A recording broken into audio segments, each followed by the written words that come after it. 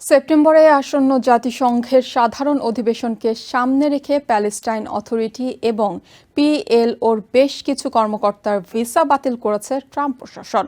শুক্রবার স্টেট ডিপার্টমেন্টের এক বিবৃতিতে সেক্রেটারি মার্কো রুবিও জানান, নতুন কয়েকজন প্যালেস্টিনিয়ান কর্মকর্তার ভিসার আবেদনও নাকচ করা হয়েছে। তবে কতজনের ভিসা বাতিল বা আবেদন নাকচ করা হয়েছে সে বিষয়ে বিবৃতিতে কিছু জানানো হয়নি।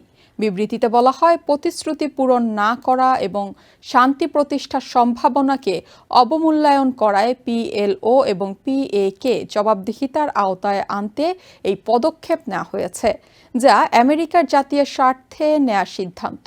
তবে জাতিসংঘের প্যালেস্টাইন অথরিটি মিশনে নিযুক্ত প্রতিনিধিদের বিশেষ ছাড় দেওয়া হয়েছে, যাতে তারা নিউ ইয়র্ক ভিত্তিক কার্যক্রম চালিয়ে যেতে পারে।